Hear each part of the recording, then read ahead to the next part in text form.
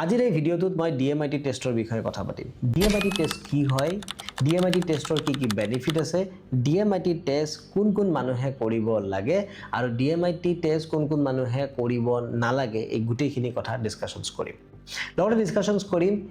DMIT টেষ্টে কেতিয়া কাম নকৰে, DMIT টেষ্ট কৰোঁতে ল'ব লগা কিছুমান সাৱধানতাৰ কথাও আমি ভিডিঅ'টোত ডিসকাশনছ কৰিম। আহক আমি ভিডিঅ'টো আৰম্ভ কৰোঁ। প্ৰথম বুজো what is DMIT test. DMIT টেষ্টৰ ফুল ফৰ্মটো হৈছে ডাৰ্মেটোগ্লাইফিক মাল্টিপল ইন্টেলিজেন্সি টেষ্ট। এইটো বেসিক্যালি ফিংগাৰপ্ৰিন্ট লৈ ব্ৰেইনৰ এনালাইসিস কৰা হয়। সো আমাৰ ব্ৰেইনৰ ভিতৰত দুটা পোৰ্শনছ থাকে, এটা লেফট ব্ৰেইন এটা ৰাইট ব্ৰেইন, যেটো আমি লেফট হেমিস্ফিয়াৰ বা ৰাইট হেমিস্ফিয়াৰ বুলি কওঁ। এই প্ৰতিটো লুপৰ ভিতৰত এই প্ৰতিটো সাইডৰ ভিতৰত পাঁচটা লুপ থাকে। লেফট ব্ৰেইনত 5টা আৰু ৰাইট ব্ৰেইনত 5টা, টোটাল 10টা। লুপ মানে হৈছে একোটা ডিপাৰ্টমেন্টৰ দৰে। আপুনি ধৰি লব পাৰে যে আপোনাৰ ব্ৰেইনত 10টা বেলেগ ডিপাৰ্টমেন্ট আছে আৰু প্ৰতিটো ডিপাৰ্টমেন্টৰ কাম বেলেগ। এতিয়া আমাৰ ব্ৰেইনত 100 বিলিয়ন নিউৰন থাকে, 10,000 কোটি নিউৰন। আৰু 10,000 কোটি নিউৰনখিনি এই পাৰ্টিকুলাৰ 10টা লুপত ডিস্ট্ৰিবিউট হৈ থাকে, কিন্তু ডিস্ট্ৰিবিউশনটো সেম নহয়, আটাইৰে বেলেগ। কাৰোবাৰ কোনোবাটো এৰিয়াত নিউৰন বেছি থাকিব, আন কাৰোবাৰ কোনোবাটো এৰিয়াত নিউৰন কম থাকিব। এতিয়া যিটো লুপত নিউৰন বেছি থাকে সেই লুপটোৰে সেই ডিপাৰ্টমেন্টটোৰে ব্ৰেইনে যি কাম কৰে তাত অটোমেটিক্যালি মানুহজনৰ এক্সপাৰ্টিজটো বাঢ়ি যায়, আৰু যিটো লুপত নিউৰন কম থাকে তাত তেওঁ অটোমেটিক্যালি স্লো হৈ যায়। এতিয়া কথাটো হ'ল যে এই আমি কেনেকৈ গম পাব পাৰিম যে কোনটো লুপত কিমান নিউৰন আছে। চাওক, এই যেটো নিউৰনৰ ডিস্ট্ৰিবিউশনটো হয় এইটো তেতিয়া হয় যেতিয়া বেবিটো মাকৰ গৰ্ভত থাকে। 13 নম্বৰ সপ্তাহৰ পৰা 19 নম্বৰ সপ্তাহৰ ভিতৰত এই নিউৰনৰ ডিস্ট্ৰিবিউশনটো মাকৰ গৰ্ভত কমপ্লিট হৈ যায়, আৰু সেইখিনি সময়তে আমাৰ ফিংগাৰপ্ৰিন্টটো ডেভেলপ হয়। তেতিয়াই আমাৰ লেফট ব্ৰেইনৰ লুপ গেটাৰ লগত ৰাইট হেণ্ডৰ ফিংগাৰ গেটা কানেক্ট হৈ থাকে, আৰু ৰাইট ব্ৰেইনৰ লুপ গেটাৰ লগত লেফট হেণ্ডৰ ফিংগাৰ গেটা কানেক্ট হৈ থাকে। মানে এই কানেকশনটো ক্ৰছ কানেকশন হয়। এতিয়া আমাৰ ব্ৰেইনৰ যেটো স্কেলিটন থাকে তাৰ ওপৰতো এটা থিন লেয়াৰ থাকে, সেই লেয়াৰটোক আমি ৰিচ বুলি কওঁ। আৰু আমাৰ যেটো স্কিনত যিবিলাক আমি লাইন্স দেখিবলৈ পাওঁ সেই লাইন্স বুলিকো আমি ৰিচ বুলি কোৱা যায়। এই যে ৰিচ আছে, এই ৰিচটো যেতিয়া আমি এনালাইসিস কৰো তেতিয়া আমি এক্স্যাক্টলি গম পাওঁ যে কোনটো লুপত কিমান পাৰ্চেন্টেজ নিউৰন আছে, আৰু সেইটোৰ পৰাই আমাৰ এটা DMIT ৰিপৰ্ট ফৰ্ম হয়। DMIT ৰিপৰ্টটো দেখিবলৈকে এনেকুৱা হয়। এই ৰিপৰ্টৰ দুটা ক্যাটেগৰি থাকে, এটা হয় 55 পেজেছৰ আৰু এটা হয় 77 পেজেছৰ। মানে মই যদি সহজ ভাষাত কওঁ, আমাৰ DMIT টেষ্টৰ দুটা পেকেজ থাকে। এটা পেকেজ আহে আপোনাৰ 3000 रुपीजৰ, আনটো পেকেজ আহে 5000 रुपीजৰ। 3000 रुपीजৰ যেটো পেকেজ হয় সেইটোত 55 পেজেছৰ ৰিপৰ্ট হয়, আৰু ইয়াত যেটো কাউন্সেলিং থাকিব সেইটো ওৱান টাইম কাউন্সেলিং থাকে। ইয়াত কিন্তু কোনো হাৰ্ড কপি দিয়া নাযায় 3000ৰ পেকেজটোত। নেক্সট পেকেজটো হয় 5000 रुपीजত, য'ত আমাৰ এনেকুৱা এটা ৰিপৰ্ট আহিব যেটো 77 পেজেছৰ হ'ব। ইয়াত PDF ভাৰ্চনটো পাব, লগত এনেকুৱা এটা হাৰ্ড কপিও পাব। লগত ইয়াৰ যেটো কাউন্সেলিং হয় সেই কাউন্সেলিংটো লাইফ টাইমৰ কাৰণে ফ্ৰী হ'ব। আপোনালোকে যেতিয়াই আমাৰ লগত ইয়াৰ বিষয়ে ডিসকাশন কৰিব বিচাৰে ডিসকাশনছ কৰিব পাৰিব। আৰু লগতে 5000ৰ যেটো পেকেজ, এই পেকেজটোত আপুনি আমাৰ ফালৰ পৰা এটা পেৰেন্টিং সেশনো ফ্ৰী পাব, য'ত আপোনালোকে শিকিব যে আমি পেৰেন্টছবোৰে কেনেকৈ নিজক সাজু কৰিব লাগে যাতে আমি আমাৰ ল'ৰা ছোৱালীখিনিক প্ৰপাৰলি গাইড কৰিব পাৰো। আমি এতিয়া ডিসকাশনছ কৰিম যে DMIT টেষ্টৰ বেনিফিট কি হয়। ফিংগাৰপ্ৰিন্ট দিয়াৰ পাছত যেতিয়া ৰিপৰ্টটো ৰেডি হ'ব তেতিয়া আপোনালোকে প্ৰথম গম পাব তেওঁৰ ইনবৰ্ন টেলেন্ট কি আছে। তাত য'ত বেছি নিউৰনৰ ডিস্ট্ৰিবিউশনছ থাকিব অবভিয়াসলি তাত তেওঁৰ এক্সপাৰ্টিজটো বেছি হয়, য'ত নিউৰন কম থাকে তাত তেওঁৰ এক্সপাৰ্টিজটো কম হয়। সেইটো পৰা আমি তেওঁৰ ইনবৰ্ন টেলেন্টটো খুব ধুনীয়াকৈ জানিব পাৰো। আমি সেই প্ৰথম পেজটোতে আমি গম পাম যে তেওঁৰ লিডাৰশ্বিপ কোৱালিটি কিমান আছে, তেওঁৰ কমিউনিকেশ্যন স্কিল কিমান আছে, তেওঁৰ লেংগুৱেষ্টিক পাৰ্সন হয় নে নহয়, তেওঁৰ মিউজিকৰ প্ৰতি তেওঁৰ এট্ৰেকশনছ কিমান আছে, ইমোশনাল বেলেন্স কিমান আছে, তেওঁৰ ফিংগাৰৰ মুভমেন্ট কেনেকুৱা হয়, তেওঁ লিখাত অলপ লেজি হ'ব নেকি বা বেছি স্পীড হ'ব নেকি, তেওঁৰ বডি মুভমেন্টত তেওঁ কেনেকুৱা, এই গোটেইবোৰ বস্তু আমি নিউৰনৰ ডিস্ট্ৰিবিউশনটোৰ পৰা চাই পেলাই গম পাওঁ। ইয়াৰ পিছত আহে TFRC ভ্যালু। TFRC ভ্যালুৰে আমি গম পাওঁ যে তেওঁ একেলগে কিমানকেইটা কামত ইনভলভ হৈ থাকিব পাৰিব। তেওঁ এটা দুটা এক্সট্ৰা কাৰিকুলাম ল'ব পাৰিব নে 3-4টা এক্সট্ৰা কাৰিকুলাম ল'ব পাৰিব, বা যদি ডাঙৰৰ কৰা হয় তেওঁ এটা পাৰ্টিকুলাৰ কামতেই গোটেই ইনভলভ থাকিব লাগে নে তেওঁ 2-3টা মাল্টিপল কামত ইনভলভ হ'ব লাগে। এই গোটেইখিনি বস্তু আমি TFRC ভ্যালুৰ পৰা গম পাম। ইয়াৰ পিছতে আমি গম পাম ATD ডিগ্ৰী। এই 80 ডিগ্ৰীটো হাতৰ থামৰ পৰা লোৱা যায় ইয়াত আমি গম পাম যে তেওঁৰ লাৰ্নিং স্পীডটো কিমান তেওঁ বস্তু এটা কিমান ফাষ্ট শিকিব পাৰিব কিছুমান আছে স্লো লাৰ্নাৰ তেওঁলোকক শিকোৱা ধৰণটো অলপ বেলেগ হয় কিছুমান আছে ফাষ্ট লাৰ্নাৰ তেওঁলোকক শিকোৱা ধৰণটো বেলেগ হয় 80 ডিগ্ৰীৰে আমি তেওঁলোকৰ লাৰ্নিং স্পীডটোৰ বিষয়ে জানিব পাৰোঁ ইয়াৰ পিছত আমি গম পাম EQ level IQ level EQ level CQ level মানে ইন্টেলিজেন্সি কোৱেশ্যনছ ইমোশনাল কোৱেশ্যনছ এডভাৰ্চিটি কোৱেশ্যনছ আৰু ক্ৰিয়েটিভিটি কোৱেশ্যনছ ইয়াৰ পৰা আমি আইডিয়া কৰিব পাৰিম যে তেওঁৰ লিডাৰশ্বিপ কোৱালিটি কোনটো লেভেলত আছে তেওঁৰ ক্ৰিয়েটিভিটি কোনটো লেভেলত আছে EQ থাকিলে আমি জেনেৰেলি স্পৰ্টছ বা তেনেকুৱা ফিল্ম ইণ্ডাষ্ট্ৰি হেনেকুৱা কেৰিয়াৰবিলাকত আমি যোৱাৰ কাৰণে সাজেষ্ট কৰোঁ IQ বিলাকে পঢ়াৰ ক্ষেত্ৰত EQ বিলাক অলপ বিজনেছ মেনেজমেণ্ট লিডাৰশ্বিপ কোৱালিটি যাব লাগে CQ বিলাক অলপ ক্ৰিয়েটিভ ফিল্ডত তাৰ পৰা আমি এটা আইডিয়া পাই যাওঁ যে তেওঁ কোনটো সেগমেন্টত আমি বেছি আগুৱাই লৈ যাব পাৰিম ইয়াৰ পাছতে আমি গম পাওঁ তেওঁৰ লাৰ্নিং ষ্টাইল বেসিক্যালি তিনটা ধৰণৰ লাৰ্নিং ষ্টাইল থাকে এটা হল অডিটৰি য'ত আমি শুনি পেলাই শিকো এটো অডিটৰি ভিজুৱেল য'ত আমি দেখি পেলাই শিকো এটা কাইনেস্থেটিক যেটো আমি প্ৰ্যাকটিক্যালি হাতে কামে কৰি পেলাই শিকিব পাৰো এটা বহুত মানুহে মোক এটো প্ৰশ্ন কৰে যে DMIT টেষ্ট কৰিলে সন্তানৰ পঢ়াত মনোযোগ আহিব নেকি সব DMIT টেষ্ট কৰিলে সন্তানৰ মনোযোগ নাহে কিন্তু DMIT টেষ্ট কৰাৰ পিছত আপুনি তেওঁৰ লাৰ্নিং ষ্টাইলটো গম পাব আৰু যেতিয়া আপুনি তেওঁৰ লাৰ্নিং ষ্টাইলটো হিচাপত তেওঁ পঢ়োৱা আৰম্ভ কৰিব তেতিয়া অটোমেটিক্যালি তেওঁৰ পঢ়াত ইন্টাৰেষ্ট জেনাৰেট হৈ যাব কাইনেস্থেটিক ল'ৰা ছোৱালীবিলাকে যেনেকৈ হাতে কামে কৰি পেলাই বস্তু শিকে তেওঁলোকক যদি আমি মুখেৰে বুজাই থাকোঁ তেওঁলোকৰ ব্ৰেইনটোৱে মজাটো নাপায় এনজয় নকৰে প্ৰসেছটো বাট তেওঁলোকক যেতিয়া প্ৰ্যাকটিক্যালি সেইটো কাম কৰিব দিয়া যায় তেওঁলোকে খুব এনজয় কৰে আৰু তেওঁলোকৰ অটোমেটিক্যালি তাত মনোযোগ বৃদ্ধি পাব ইয়াৰ পিছত আমি গম পাম পাৰ্সোনালিটি টাইপ আমাৰ জেনেৰেলি 4 ধৰণৰ পাৰ্সোনালিটি থাকে আমি ডিস্ক প্ৰফাইলিং বুলি কওঁ DISC D for dominating I for influencing S for steady C for compliant আৰু ইয়াক আমি একোটা চৰাইৰ লগত তুলনা কৰোঁ যেনে ডমিনেটিংক আমি ইগলৰ লগত কম্পেয়াৰ কৰোঁ ইনফ্লুয়েন্সক আমি পিককৰ লগত কম্পেয়াৰ কৰোঁ ষ্টেডিক আমি ডভৰ লগত কম্পেয়াৰ কৰোঁ আৰু কমপ্লিয়েন্টক আমি আউলৰ লগত কম্পেয়াৰ কৰোঁ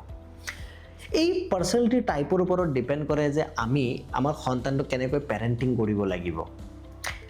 ডভ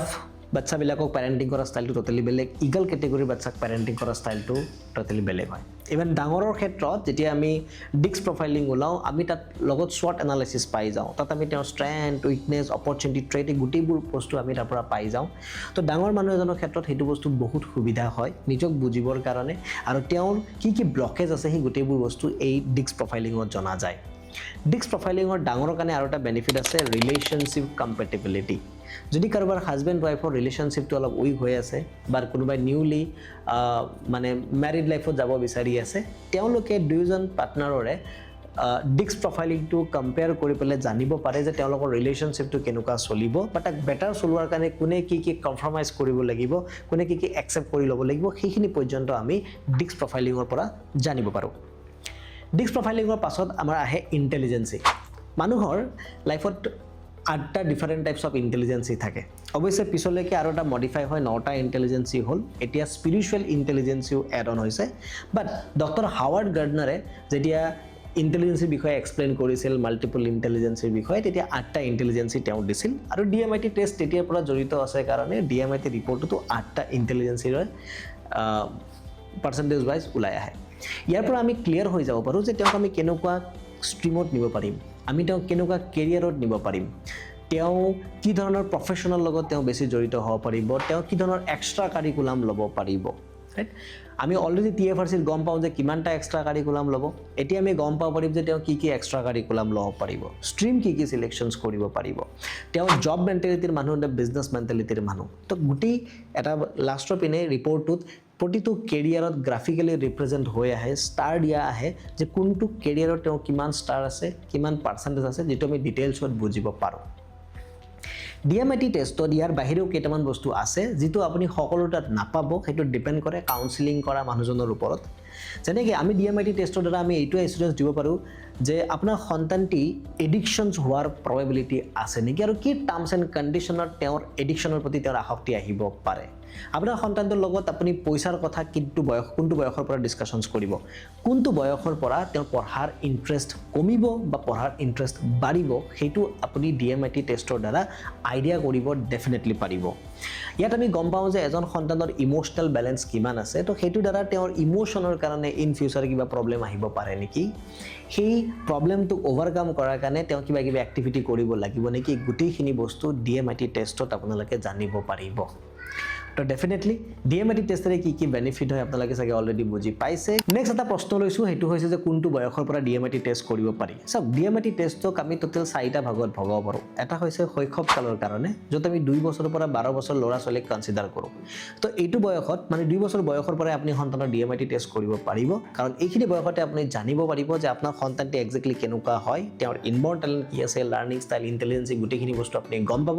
তেতিয়া আপুনি এটা ৰোড মেপ বনাব পাৰিব যে তেওঁক আপুনি কি ধৰণে পেৰেন্টিং কৰিব কি ধৰণৰ কথা ক'ব কি ধৰণৰ কিতাপ পঢ়িব দিব কি ধৰণৰ কাহিনী শুনাব এই গোটেইবোৰ বস্তু আপুনি এটা আইডিয়া কৰি ল'ব পাৰিব নেক্সট আহিল 13 বছৰৰ পৰা 19 বছৰলৈকে যেটো আমি টিনেজ বুলি কওঁ এই সময়টোত আমি তেওঁলোকৰ কেৰিয়াৰ ৰিলেটেড তেওঁলোকৰ পঢ়াৰ ওপৰত বেছি ডিসকাশনছ কৰো তেওঁলোকে কেনেকৈ পঢ়াৰ কনসেন্ট্ৰেশনছ বঢ়াব তেওঁলোকে ডেইলি কিমানটা সাবজেক্ট পঢ়িব কিমানটা প্ৰ্যাকটিছ কৰিব হেবিলাকত আমি অলপ ডেপথত যাওঁ লগতে এইখিনি সময়তে মোবাইল এডিকশনছ আহে অকমান বয়সটোৰ সঞ্চলমিটো আহে তো সেই প্ৰবলেম বিলাকক কেনেকৈ সলভ কৰিব আমি সেইটো টপিকৰ ওপৰত বেছি কনসেন্ট্ৰেট কৰো এই 13 to 19 এজলৈকে 20 পৰা 30 লৈকে আমি বেসিক্যালি কেৰিয়াৰৰ ওপৰতে বেছিকে মানে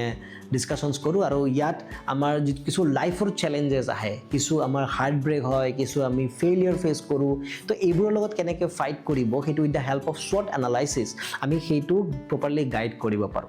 after 30 to up to 60 years so ইয়াত মানুহে ৰং কেৰিয়াৰত যেতিয়া গুছি যায় তেওঁ আনহ্যাপি ফিল কৰি থাকে বা এনেকুৱা প্ৰফেশনত আছে যেটোৰ পৰা পইচাটো ঘটিব পাৰিছে কিন্তু তেওঁ ভিতৰৰ পৰা হ্যাপি হ'ব পৰা নাই এই গুটিবোৰ সমস্যা আমি ডিএমআইটি টেষ্টৰে তেওঁক সহায় কৰিব পাৰো প্ৰপাৰ ডাইৰেকশনটো যোৱাৰ কাৰণে ৰিলেশনশিপৰ যিবিলাক ইস্যু থাকে সেইবোৰ আমি আফটাৰ 30 পোৱা যায় অৱশ্যে আপুনি যেটো বয়সতে নাথাকক কিয় ৰিপৰ্টটো কিন্তু একেই হয় মাত্ৰ বয়স ওয়াইজ আমাৰ এক্সপ্লেইন কৰা টপিকটোহে চেঞ্জ হয় হেতু কাৰণে আপোনালোকে যেতিয়া আমাৰ ডিএমআইটি টেষ্ট কৰিব আপোনালোকে প্ৰিমিয়াম প্লাস পেকেজটো ল'ব আপোনালোকে লাইফ টাইমৰ কাৰণে কাউন্সেলিং পাব বয়স ওয়াইজ আপোনালোকে বেলেগ বেলেগ ধৰণে আমাৰ পৰা কাউন্সেলিং পাই থাকিব আৰু এটা প্ৰশ্ন প্ৰায় আহে যে ডিএমআইটি টেষ্টৰে সন্তানৰ বিহেভিয়াৰ চেঞ্জ কৰিব পাৰি নেকি সব এক কথাত ক'ব গ'লে ডিএমআইটি টেষ্টৰে সন্তানৰ বিহেভিয়াৰ চেঞ্জ কৰিব নোৱাৰে কিন্তু আমি ডিএমআইটি টেষ্টৰ লগত আপোনালোকক এটা পেৰেন্টিং সেশনো দিও ইয়াৰ বেনিফিটটো কি হয় যে ডিএমআইটি টেষ্টৰে আপুনি এক্স্যাক্টলি গম পাব যে আপোনাৰ সন্তানটিৰ পাৰ্সোনালিটি কেনেকুৱা তেওঁৰ থিংকিং প্ৰসেস কেনেকুৱা তেওঁ কোনটো বস্তু ভাল পায় বেয়া পায় আপোনাৰ আইডিয়া এটা আহি যাব লগত যেতিয়া আপুনি পেৰেন্টিং শিকি ল'ব তেতিয়া আপুনি জানিব যে কেনেকৈ আপুনি তেওঁৰ লগত এটা ষ্ট্ৰং কানেকশনছ বনাব লাগে কেনেকৈ আপুনি তেওঁক ইমপ্ৰুভ কৰিব পাৰিব কি কথা ক'লে তেওঁৰ বিহেভিয়াৰটো চেঞ্জ হোৱা আৰম্ভ হ'ব এই গুটিখিনি বস্তু আপুনি বুজি পাব চাওক সন্তানৰ বিহেভিয়াৰ এনে হলনি নহয় সন্তানৰ বিহেভিয়াৰ তেতিয়া হলনি হয় যেতিয়া তেওঁৰ এইটো ফিল হয় যে মোক মোৰ ঘৰৰ মানুহে বুজি নাপায় যেতিয়া তেওঁৰ এইটো ফিল হ'ব যে মোক মা-দেউতাই খুব ধুনীয়াকৈ বুজি পায় তেতিয়া অটোমেটিক্যালি তেওঁৰ বিহেভিয়াৰ বিলাক তেনেকুৱা হোৱা আৰম্ভ কৰিব যেটো আপুনি হোৱাটো বিচাৰে ডিএমআইটি টেষ্টৰে মোবাইল এডিকশন কমাব পাৰি নেকি ডিএমআইটি টেষ্ট কৰিলে আপুনি প্ৰথমতে গম পাব সন্তানৰ তেওঁৰ অসিপিটাল লোবত নিউৰন কিমান আছে কাৰণ অসিপিটাল লোবটো বহুত সময়ত ৰেসপন্সিবল হয় মোবাইল এডিকশনৰ কাৰণে ইয়াৰ পিছত আপুনি গম পাব যে মোবাইল এডিকশন হোৱাৰ আৰু কি কাৰণ থাকিব পাৰে প্ৰতিটো কাৰণ আপুনি গম পাব স্পেশালি আপোনাৰ সন্তানৰ কাৰণে কোনটো কাৰণ হৈছে তেতিয়া আমি লগত যেটো পেৰেন্টিং ক্লাसेस আপোনালোকক দিম তাৰ পৰা আপুনি শিকিব পাৰিব যে কি বস্তু কৰি মোবাইলৰ প্ৰতি তেওঁৰ আসক্তিটো কমাব পৰা যায় আৰু মই 110% সিওৰ যে আপুনি যদি ভালকৈ পেৰেন্টিং শিকে আৰু ডিএমআইটি টেষ্ট কৰে পেৰেন্টিং প্লাস ডিএমআইটি টেষ্ট এই দুইটা বস্তুটো মিক্স আপ কৰি লয় তেতিয়া আপোনাৰ সন্তানৰ মোবাইলৰ প্ৰতি আসক্তি 0% হৈ যাব আই হোপ আপোনালোকে বিচৰা প্ৰতিটো প্ৰশ্নৰ উত্তৰ এইটো ভিডিঅত পাইছে যদি ইয়াৰ বাহিৰেও আৰু কিবা প্ৰশ্ন আছে আমাক কমেন্টত জনাব আমি সেই প্ৰশ্নৰ উত্তৰ দিবৰ কাৰণে চেষ্টা কৰিম আৰু যদি আপোনালোকে এতিয়ালৈকে ডিএমআইটি টেষ্ট কৰা নাই তলত দিয়া নাম্বাৰটোত যোগাযোগ কৰি সোনকালে আপোনাৰ সন্তানৰ ডিএমআইটি টেষ্টটো কৰাই লওক thank you so much bye by